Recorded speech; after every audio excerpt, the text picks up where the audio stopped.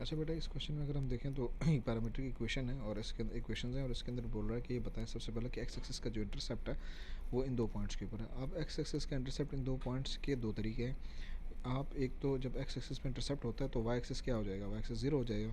तो आप Y axis को ज़ीरो कर दें और यहाँ से हम इसको सॉल्व करके ये मूव हो जाएगा, टू कॉस यहाँ पर आ जाएगा और ये हमारे पास सेम वही वाला सारा प्रोसेस बन गया जो आप इससे पहले कर चुकी है। इसके अंदर ये पॉजिटिव है तो इसका मतलब पॉजिटिव कॉस के लिए ये दो जगह हैं। सो इन्वर्स हम लेंगे इन्वर्स लेंगे। अच्छा, हमने प्रूव ये करना है, पाई की हम बात कर रहे हैं ना, तो पाई के का मतलब है कि हम रेडियंस के अंदर रखेंगे। सो मैं अगर कॉस इन्वर्स लेता हूँ 1/2 मैं लेता हूँ तो ये हो जाएगा पाई/3। इसका मतलब है एक तो यहाँ पे पाई/3 है मेरे पास, सही, और एक पाई/3 यहाँ पर है मेरे पास, सही। सो मैं इसको जब यहाँ से करूँगा तो एक तो ये एंगल आ गया, एक ही एंगल आ गया, यानी कि एक तो पाई/3 मेरे पास आ गया, दूसरा 2 पाई माइनस पाई/3। तो 2 पाई जो है ये इसको सॉल्व करेंगे तो 5 पाई/3 हो गया, ठीक है। तो एक तो ये तरीका है इसको करने का, ये प्रूव हो गया है। दूसरा तरीका ये है कि हम इसको इसके अंदर सब्सटीट्यूट कर दें, जो एंगल्स वो कह रहे हैं हमसे कि ये वाले एंगल्स हैं, हम इन दोनों को सब्सटीट्यूट कर दें इसके अंदर और सब्सटीट्यूट करके हमारे पास y इक्वल्स टू क्या आ जाए, मेरे पास ज़ीरो हो जाए। तो y इक्वल टू ज़ीरो का मतलब क्या है, एक्स इंटरसेप्ट के y इक्वल टू ज़ीरो है तो वहाँ से भी वेरीफाई चीज़ हो जाएगी, ठीक है। ये हो गया पहला पार्ट, ठीक है। ठीक है, सेकंड पार्ट की तरफ हम मूव करते हैं। तो सेकंड पार्ट के अंदर क्या बात हो रही है हमारे पास कि एक the finite region origin closed, ठीक है, by the curve and the x axis, सही एज शोन, ठीक है। शो दैट द एरिया, इसका एरिया जो है वो इस इक्वेशन से उसको रिप्रेजेंट करना है, तो ये हमने इक्वेशन प्रूव करनी है, ठीक है। अच्छा, अब ये जो एरिया की बात हो रही है तो जो एरिया है वो आपको अच्छी तरह पता है कि हम एरिया की जब बात करते हैं तो एरिया किस तरीके से हम लेते हैं, हम अंडर वाई एक्सिस जो है ना, अब ये वाई एक्सिस के अंडर हमारे पास लाइक इन दो एक्स एक्सिस के अंडर है ये पूरा, एक एक्स एक्सिस की लिमिट लगेंगी इसके ऊपर। तो जो इंटीग्रेशन हम करेंगे, इंटीग्रेशन में मेरे पास यहाँ पर जो भी इक्वेशन बनेगी तो वो समझेंगे उसके अंदर मेरे पास क्या चीज़ आएगी, मेरे पास एक्स आएगा उसके अंदर, ठीक है। तो मैं वाई वाली पुट करूँगा इक्वेशन इसके अंदर तो यानी कि मैं इसको इंटीग्रेट करूँगा with respect to x axis, सही। अब जब मैं वाई को पुट करूँगा तो मैं वाई की जब वैल्यू रखूँगा यहाँ पे, अब यहाँ मसला ये आ रहा है यहाँ पे कि यहाँ पे तो मेरे पास डी एक्स है। अब इस डी एक्स को मुझे चेंज करना है। अब डी एक्स किस तरह चेंज होगा, डी एक्स का मतलब है कि मैं ये डी एक्स वैल्यू उठाऊँगा और इसको मैं क्या करूँगा, डिफ्रेंशिएट करूँगा। जब इसको मैं डिफ्रेंशिएट करूँगा तो क्या हो जाएगा, D x upon d T हो जाएगा ये, और 1 माइनस क्या हो जाएगा मेरे पास, 2 हो जाएगा मेरे पास, और कॉस आ जाएगा मेरे पास इसका 2 कॉस टी आ जाएगा, ठीक है।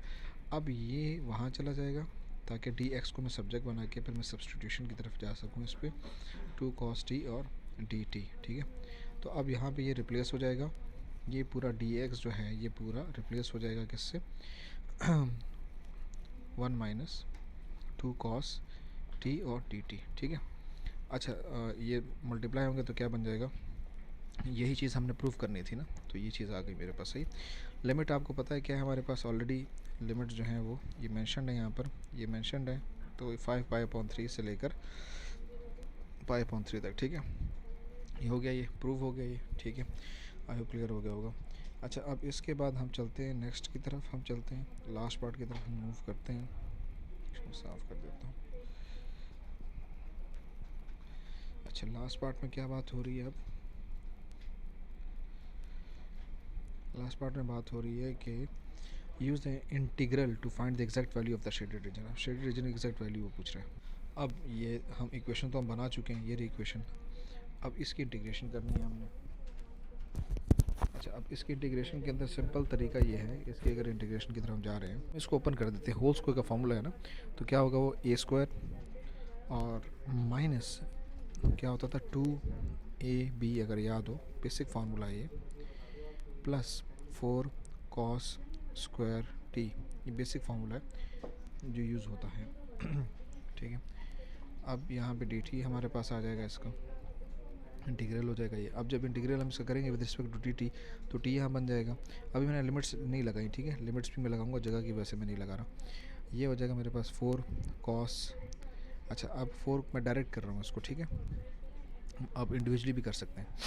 अच्छा 4 कॉस है ना, तो अगर मैं यहाँ देखूँ तो कॉस इंटीग्रल होगा ना, जब कॉस को इंटीग्रेट करेंगे तो क्या बन जाएगा, साइन आ जाएगा हमारे पास ना।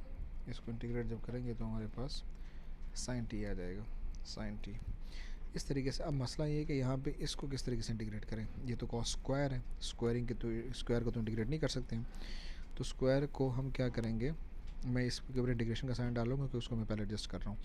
अब ये जो है अकॉर्डिंग टू द फार्मूला आपको स्क्वायर का पता होना चाहिए, क्योंकि स्क्वायर की चीज़ को इंटीग्रेट करने के अंदर मसला होगा हमें। तो हम इसको कन्वर्ट करेंगे किसके अंदर, इसका एक फार्मूला है और ये बराबर होता है, एक तो साइन का भी है लेकिन साइन में कन्वर्जन का मतलब है कि उसमें स्क्वायर लग जाएगा उसके ऊपर, तो स्क्वायर की तरफ हमने जाना ही नहीं है। तो इसका ये फार्मूला होता है, ये इसका फार्मूला होता है। सो ये वाला फार्मूला जो है हम उठा के, ये वाला फार्मूला हम ये पूरा फार्मूला, क्या हो गया, क्या हो गया, हट गया सब, बहरहाल जो भी अच्छा कहाँ थे हम थे हमारे पास एक टी था हमारे पास, और हमारे पास जो है -4 साइन टी था हमारे पास, और इसके अलावा हम जब इंटीग्रेट कर रहे थे तो हमने उसको रिप्लेस किया, 4 हमारे पास ऑलरेडी पड़ा हुआ था यहाँ पर, और इंटीग्रेशन जब हम कर रहे थे तो क्या था, 1 हमारे पास प्लस में था cos 2t अपॉन 2, ठीक है जी। ये कैंसिल हो जाएगा तो ये हो जाएगा t-4 साइन टी, और अब ये कैंसिल हो गया, 2 हो गया तो +2, और जब अब इंटीग्रेट करेंगे देखें कैंसिल हो गया तो ये t बन जाएगा, और cos स्क्वायर क्या बन जाएगा, cos स्क्वायर को जब इंटीग्रेट करेंगे तो ये सिंपली साइन के अंदर कन्वर्ट हो जाएगा, साइन 2t और अपॉन 2 हो जाएगा इसके अंदर ना, इंटीग्रेशन में ऐसा ही होता है, सही। डिफ्रेंशिएट, ये मेरे ख्याल में पता ही है तुम्हें, अगर मैं डिफ्रेंशिएट करूँगा इसको साइन 2t को ना, सॉरी cos 2t को अगर मैं डिफ्रेंशिएट करता हूँ, लेट्स सपोज cos 2t है यार, एक तो ये बड़ा मसला है, cos 2t को अगर मैं डिफ्रेंशिएट करता हूँ तो डिफ्रेंशिएशन के अंदर क्या होगा डिफ्रेंशिएशन के अंदर जो ये एंगल है ना इसका, ये आगे दोबारा डिफ्रेंशिएट होगा, सही।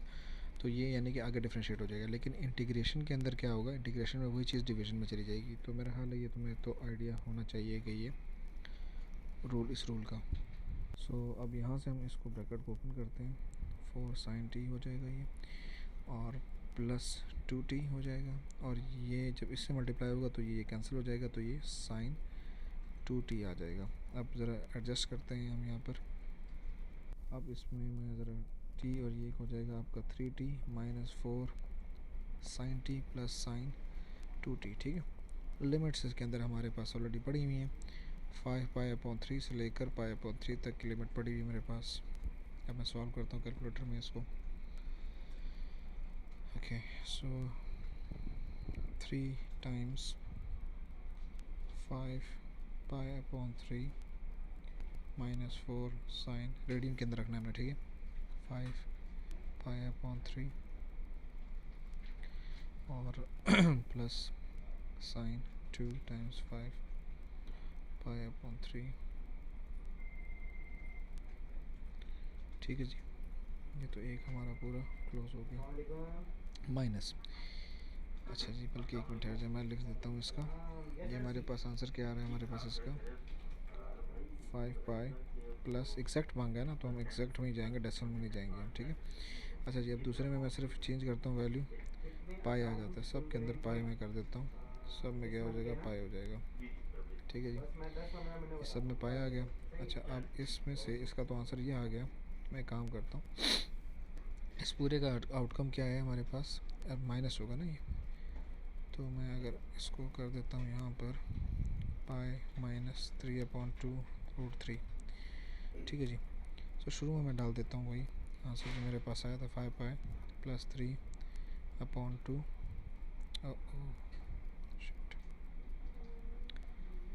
अच्छा एक मिनट है माइनस ब्रैकेट,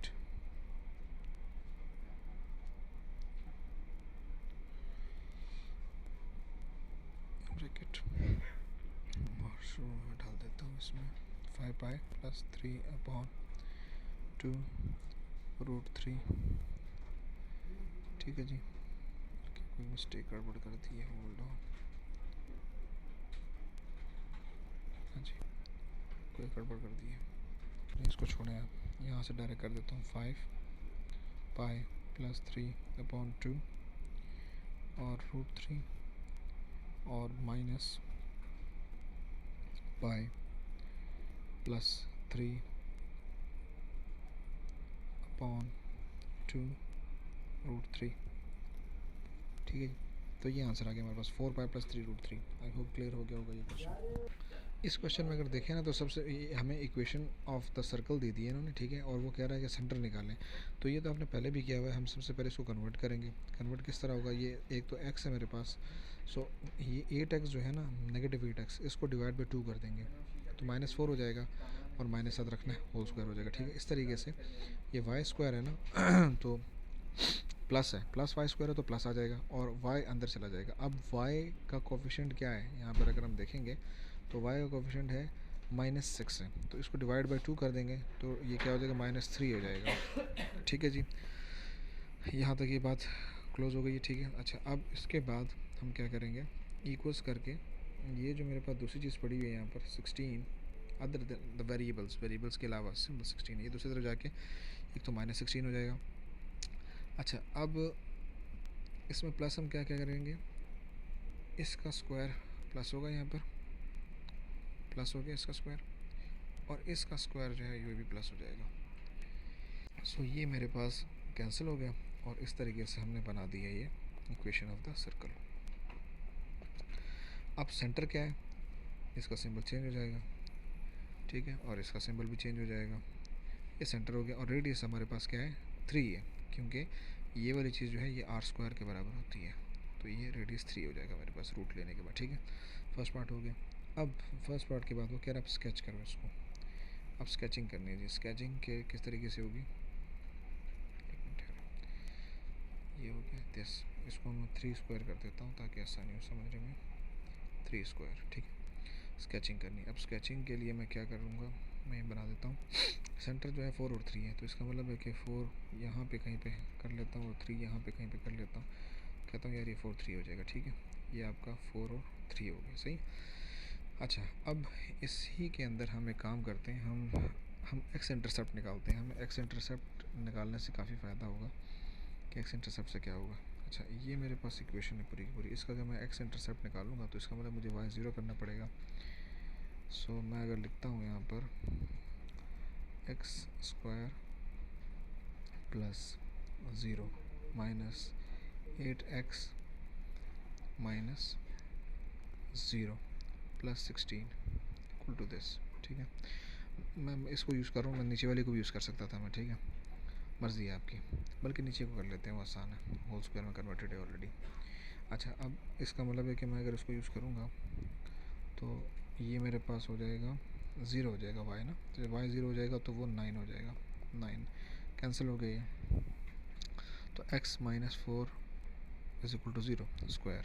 ठीक है, तो x is equal to simply 4 हो जाएगा, क्योंकि उधर तो 0 पड़ा हुआ है, तो इट मीन्स कि x इंटरसेप्ट 4 है। तो 4 अगर x इंटरसेप्ट है हमारे पास, और ये देखें ये भी ऑलरेडी 4 है, तो इसका मतलब है कि ये पॉइंट है।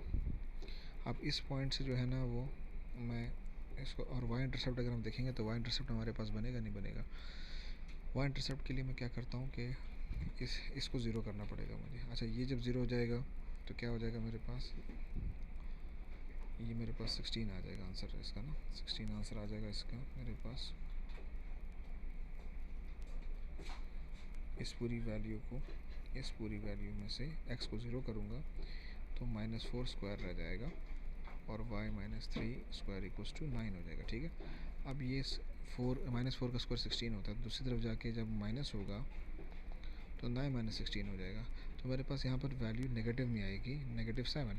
अब इसका रूट पॉसिबल नहीं है, तो इसका मतलब है वाई इंटरसेप्ट हमारे पास नहीं है। तो हम सिंपली इस तरीके से सर्कल बना देंगे। ठीक है, और सर्कल जब हम बनाएंगे, मैंने ज़रा सही नहीं बनाया, लेकिन सर्कल जब हम बना देंगे इस तरीके से तो ये ड्रॉ कर देंगे कि जनाब इसका सेंटर जो है 3 है। ठीक है, सो हो गया, ये क्लियर हो गया होगा। अच्छा जी, ये भी हो गया क्लियर। अब इसके बाद हमारे पास इसी क्वेश्चन का लास्ट पार्ट है हमारे पास, बल्कि नहीं सेकंड लास्ट पार्ट है। अब इसमें वो पैरामीट्रिक इक्वेशन बोल रहा है। पैरामीट्रिक इक्वेशन किस तरीके से बनेगी हमारे पास? क्वेश्चन ये होती है हमारे पास कि अगर x की मैं बात करूँगा तो यहाँ पर मेरे पास जो सेंटर में x आया है मेरे पास, इस x को यहाँ पे रखूँगा, प्लस रेडियस क्या है मेरे पास 3 है, और उसके साथ x एक्सिस के लिए मैं क्या यूज़ करूँगा, मैं cos यूज़ करूँगा हमेशा। ये आपने पढ़ा भी होगा मैकेनिक्स में भी। y के लिए मैं साइन यूज़ करूँगा, साइन, ठीक है, रेडियस वही रहेगा, और y एक्सिस की वैल्यू 3 है तो 3 आ जाएगी। तो ये आपकी पैरामीट्रिक इक्वेशन बन गई है, ठीक है। अब इसके बाद फाइंड इन कार्टेशियन फॉर्म, देख फाइंड इन कार्टेशियन फॉर्म और equation for each tangent to C which passes through the origin. अच्छा जी, ओरिजिन में से पास हो रही है ये। तो हमने जो एक काम करते हैं, जो हमने अभी थोड़ी देर पहले बनाया था सर्कल, उसको ज़रा देखें, जो सर्कल हमारा बना था।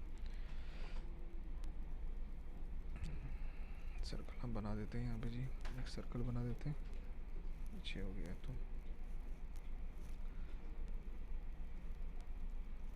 ठीक है जी, बस ये सर्कल बन गया, ठीक है। ये 4 है मेरे पास, सही। और अब इसमें वो कह रहा है कि जी हमने 4 3 है, 2 टेंजेंट्स हैं, सेंटर में से गुजरने हैं। तो इसका मतलब है कि एक टेंजेंट तो जब सेंटर से गुजरेगा, यहाँ से गुजरेगा, तो यूँ टेंजेंट हो जाएगा, ठीक है, ठीक है, यूँ करके हो जाएगा। नहीं बल्कि यार एक मिनट है, तो स्केल ले लेता हूँ मैं।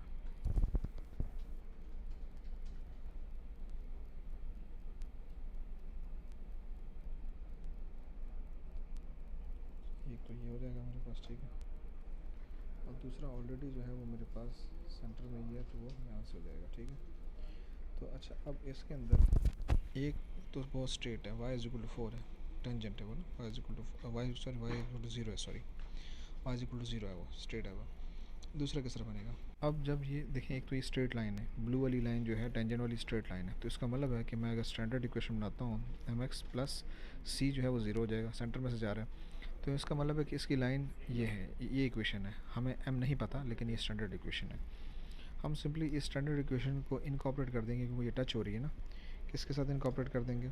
x minus 4 whole square plus y minus 3 whole square is equal to 9। हम इसके अंदर इसको पुट कर देंगे और साइमल्टेनियसली हम सॉल्व करेंगे इसको। साइमल्टेनियसली जब सॉल्व होगा ये, तो क्या हो जाएगा, ये इसको हम इस तरीके से सॉल्व करेंगे और हमारे पास खोलेंगे इसको ब्रैकेट को, तो ये हो जाएगा x square plus minus 8x plus 16 plus m square x square minus, मैं अब होल स्क्वायर का डायरेक्ट फार्मूला लगा रहा हूँ इसके ऊपर, 6mx प्लस 9 इक्वल्स टू 9, तो कैंसिल हो गया है, ठीक है। एक्स स्क्वायर कोई और है, ये रहा, अरेंज कर देंगे इसको, x square plus m square x square arrange हो रहा है, माइनस 8x माइनस 6mx ये अरेंज हो रहा है, और उसके बाद हमारे पास 16 बच जाता है सिर्फ, ठीक है। ये मेरे पास बन गया। अब टेंजेंट है, तो टेंजेंट के लिए क्वाड्रेटिक्स का टॉपिक अगर याद होगा, तो उसके अंदर डिस्क्रिमिनेंट क्या होता है? डिस्क्रिमिनेंट इक्वल टू 0 होता है। तो अगर मैं उसके अंदर a की वैल्यू देखूँ, तो a की वैल्यू मेरे पास है 1 प्लस एम स्क्वायर, b की वैल्यू मैं अगर देखूँ तो क्या है, माइनस 8 माइनस 6m, c की वैल्यू है 16, so b square minus 4ac equals to 0, क्योंकि टेंजेंट है ये। अच्छा जी, अब यहाँ पे हम जब इसको पुट करेंगे, होल स्क्वायर में एक सिंपल सा बचपन का कॉन्सेप्ट है, जब भी होल स्क्वायर हो के अंदर दोनों नंबर्स क्या होंगे, माइनस के होंगे। होल स्क्वायर के अंदर दोनों नंबर्स क्या होंगे, माइनस के होंगे, तो फिर हम उसको पॉजिटिव ले लेते हैं, सही, उसका इम्पैक्ट नहीं आता, सही। बस ये कॉन्सेप्ट है, एक्सप्लेनेशन में फ़िलहाल में नहीं जा रहा, ये कॉन्सेप्ट है। अच्छा जी, अब इसको हम खोलते हैं जी, ये हो जाएगा हमारे पास 64 प्लस 6 8 ज़ा 48 और 48 into 2 96 96m plus 36m square, ठीक है जी। ये मल्टीप्लाई हो जाएगा, ये दोनों 16 इंटू 4 64 है, तो minus 64m square is equal to 0, ठीक है जी। अब इसको हम एडजस्ट करते हैं ज़रा, तो 36 माइनस 64 अगर मैं करूँ तो माइनस 28 आता है, माइनस 28m स्क्वायर। इसी तरीके से 96m हो जाएगा प्लस 64 हो जाएगा, पुट करते हैं ज़रा डायरेक्ट क्वाड्रेटिक इक्वेशन के अंदर इसको हम 28 96 64 4 और 4/7। अच्छा यहाँ पे एक मिस्टेक हो गई है, ये 64 और ये 64 कैंसिल हो जाएंगे, ठीक है, ये एक मिस्टेक हो गई, ठीक है। सो ये मेरे पास आ गया -28 और ये। अब इसमें से हम m को कॉमन निकाल लेंगे तो -28 m + 96 = 0, ठीक है। अब अगर हम देखें इसको, सो एक तो हो जाएगा m = 0 और दूसरा हमारे पास हो जाएगा -28 m + 96 = 0। सो m = हो जाएगा 96/28, कैंसिल हो जाएंगे नेगेटिव साइन कैंसिल हो जाएंगे। m = 96/28, तो 96/28 अगर हम करते हैं 24/7 आ जाएगा ग्रेडियंट, ठीक है। दो ग्रेडियंट्स आ गए हमारे पास, एक लाइन का तो ग्रेडियंट आपको पता है y = 0 पर जो हमने लगाई थी, और सेकंड लाइन का ये ग्रेडियंट है, तो y = 24/7 x ये दूसरी लाइन हो जाएगी। सो आई होप क्लियर हो गया होगा ये। अच्छा जी, इसको देखें अगर तो ये हमारे पास पैरामीट्रिक इक्वेशंस हैं, ऊपर कर्व गिवन है, ठीक है। अब इस कर्व के ऊपर एक पॉइंट है a, अब वो सिंपली कह रहा है कि वो a के कोऑर्डिनेट्स बताओ, और उस जगह पे t क्या है, -1 है, तो सिंपली इसमें तो सिंपली इनकॉर्पोरेट करना है अपने 1 को कॉपरेट करना है, तो ये आपके पास -7 आ जाएगा इस तरीके से। 1 इनकॉर्पोरेट होगा तो 1 आ जाएगा, नहीं बल्कि सॉरी -1 है, सॉरी -1 है, ठीक है। तो जो -1 इनकॉर्पोरेट होगा तो ये -1 हो जाएगा, ये प्लस हो जाएगा तो +7 हो जाएगा, ठीक है। सो 7 और 1 जो है ना ये a के कोऑर्डिनेट्स हो गए, ठीक है जी। अच्छा, अब हम चलते हैं दूसरी तरफ। वो कहता है कि the line L is tangent to C। अब ये जो भी पॉइंट है 7 और 1, इसके ऊपर एक लाइन L है, वो टेंजेंट है C के साथ। अब उस लाइन की इक्वेशन हमने वेरीफाई करनी है। अब अगर वो लाइन टेंजेंट है तो इसका मतलब है कि उसका ग्रेडियंट भी होगा, तो ग्रेडियंट के लिए हम वही काम करेंगे, dy/dt = क्या हो जाएगा हमारे पास 2t हो जाएगा ये, dx/dt क्या हो जाएगा हमारे पास 3t² - 8। डिवाइड करेंगे दोनों को, 2t/3t² - 8 जो है वो dy/dx ग्रेडियंट आ जाएगा, ठीक है। पॉइंट कौन सा है हमारे पास, पॉइंट गिवन है हमारे पास, कोऑर्डिनेट्स हमारे पास गिवन है ए के, लेकिन ए के कोऑर्डिनेट्स तो गिवन है, लेकिन वो एक्स वाई प्लेन के अंदर गिवन है। टी की वैल्यू जो है ना वो इन टर्म्स ऑफ टी ये वैल्यू है, तो ये टी की जगह ये रिप्लेस होगी, 3 - 8 हो जाएगा हमारे पास, और ये हो जाएगा -2/-5 यानी कि 2/5 हमारे पास इसका ग्रेडियंट आ जाएगा। सो आई थिंक स्ट्रेट सिंपल था, टी गिवन था, टी ही ग्रेडियंट में था, तो हमने टी निकाल लिया, टी को पुट करते हुए ग्रेडियंट हम लोगों ने निकाल लिया, ठीक है। ग्रेडियंट हमारे पास आ गया इसका। अब इसके साथ हम लाइन बनाएंगे, y माइनस, इसको पुट करेंगे, y - 1 = 2/5 x - 7, y = 2/5 x - 14/5 + 1। सो क्या हो जाएगा ये हमारे पास, y = 2/5 x, और 5 इधर चला जाएगा तो 14 - 5 - 9/5।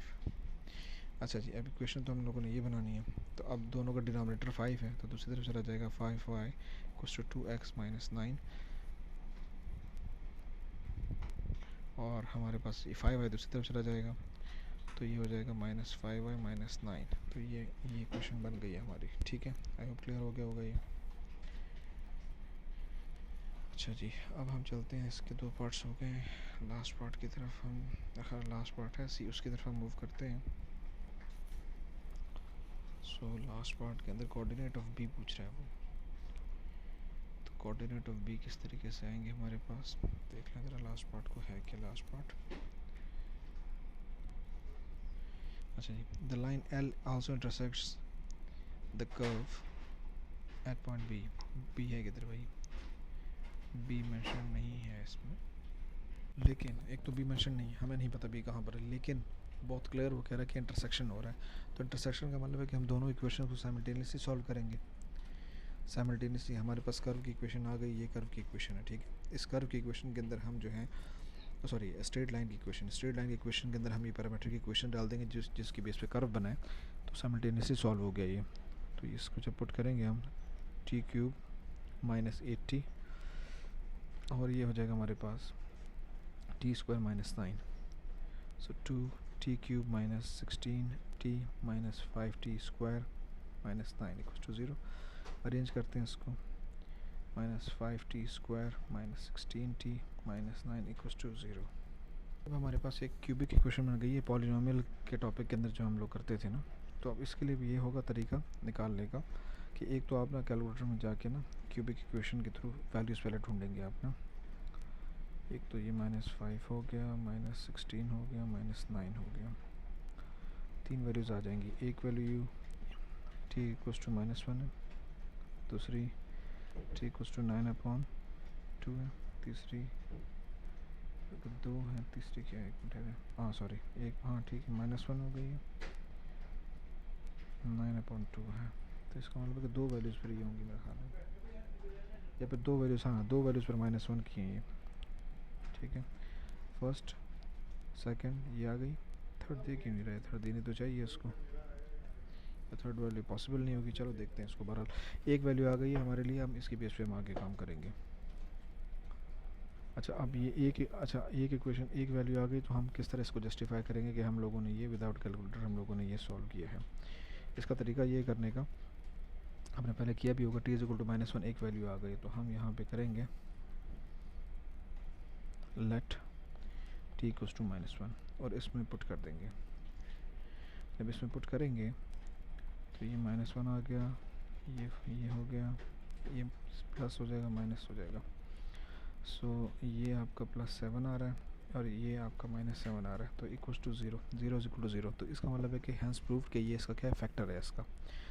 तो जब ये इसका फैक्टर है, अब हम क्या करेंगे, फैक्टर तो प्रूफ हो गया, अब हम डिवीजन वाला मेथड अप्लाई करेंगे। सिंथेटिक मेथड भी है, डिवीजन वाला भी है। डिवीजन मेरा ख्याल है आपको पता होगा, इसको डिवाइड करेंगे, t माइनस t+1, यहाँ पे ये यहाँ पे जाके प्लस हो जाएगा। अब इसको डिवाइड करेंगे, तो 2t स्क्वायर हो जाएगा, जब स्क्वायर इससे मल्टीप्लाई होगा तो 2t³ हो जाएगा, प्लस हो जाएगा 2t स्क्वायर। तो ये सिंबल चेंज कैंसिल हो गया, -7t स्क्वायर -16t -9। अब इसको ख़त्म करना है, -7 को ख़त्म करना है, तो -7t मल्टीप्लाई होगा, तो -7t मल्टीप्लाई होगा तो -7t स्क्वायर हो जाएगा, और 7t into 1 -7t into 1 -7t। ठीक है जी, सिंबल्स चेंज कैंसिल करने के लिए, सॉरी यहाँ पे प्लस, ठीक है, कैंसिल करने के लिए। अब -7 -16 +7 क्या होगा, -9t -9। तो अब इसका मतलब है यहाँ पे हम -9 लगाएंगे, तो -9 जब इन दोनों से मल्टीप्लाई होगा तो क्या हो जाएगा यहाँ पर, -9t -9, सिंबल चेंज और दोनों कैंसिल 0। सो अब हमारे पास इक्वेशन एक तो बन गई t+1 की, दूसरी इक्वेशन हमारे पास है 2t -7t -9। ठीक है जी। अच्छा अब इसको, इसके ऊपर हम मिडल टर्म ब्रेक लगा लेंगे। मिडल टर्म ब्रेक हम इस पर लगाएंगे, मैं डायरेक्ट कर रहा हूँ इसको, ठीक है। सो मेरे पास आ जाएगा t+1 आ जाएगा और आ जाएगा 2t -9 equals to 0। So t की वैल्यूज़ आ गई -1 -1 और 9/2, ये 3 वैल्यूज़ हमारे पास t की आ गई हैं। सही है।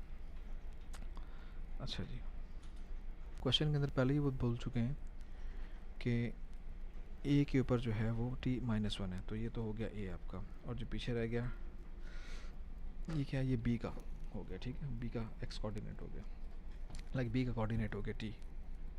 एक्स वाई निकालने के लिए आप उसको उधर पुट करेंगे, ऊपर जो एक्स वाई दिया हुआ है इसको पुट करेंगे तो आपके पास कोऑर्डिनेट्स आ जाएंगे। अब क्लियर हो गया होगा।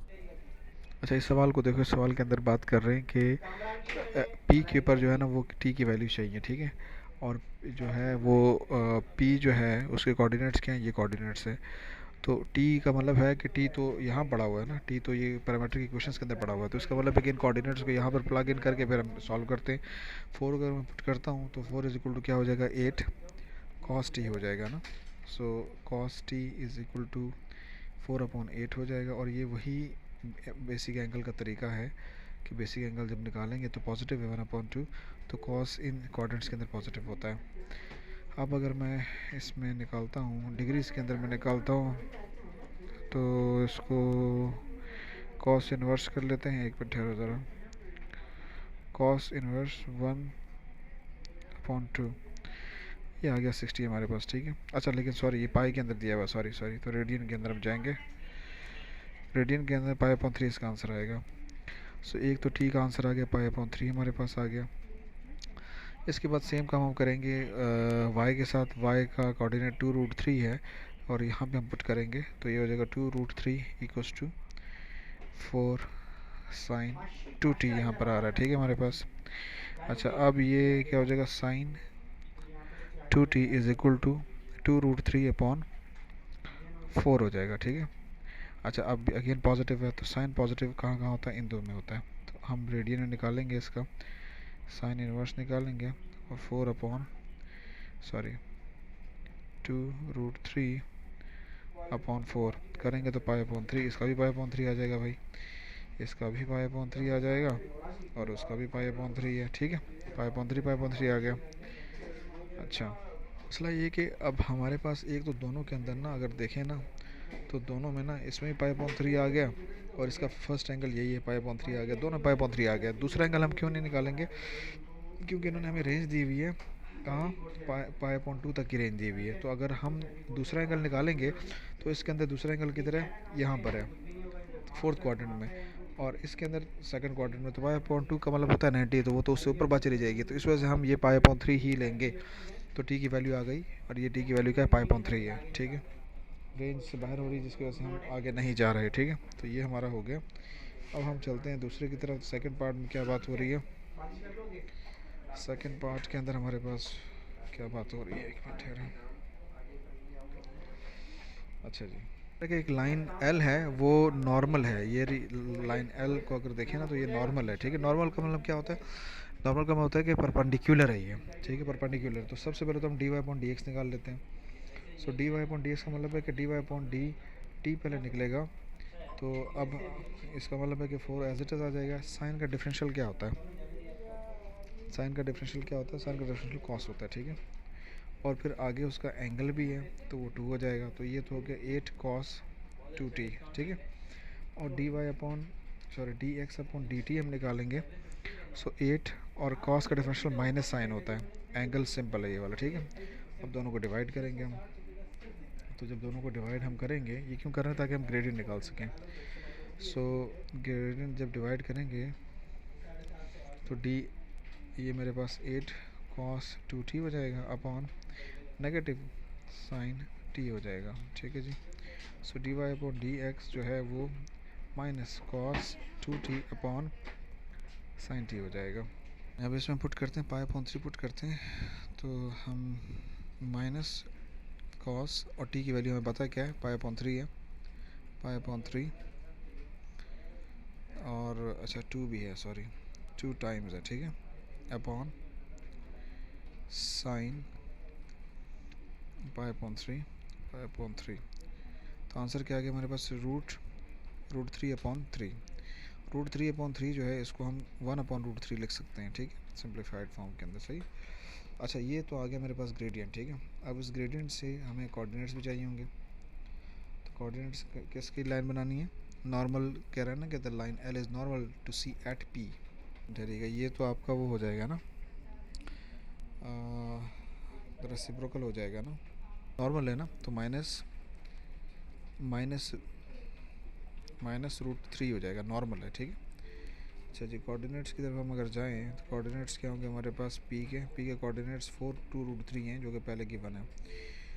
तो वाई माइनस और क्या है हमारे पास 2√3 equals to minus this x minus 2 है 4 है सॉरी 4 है, ठीक है। इसको आप सॉल्व करेंगे, हो जाएगा इंशाल्लाह, ठीक है।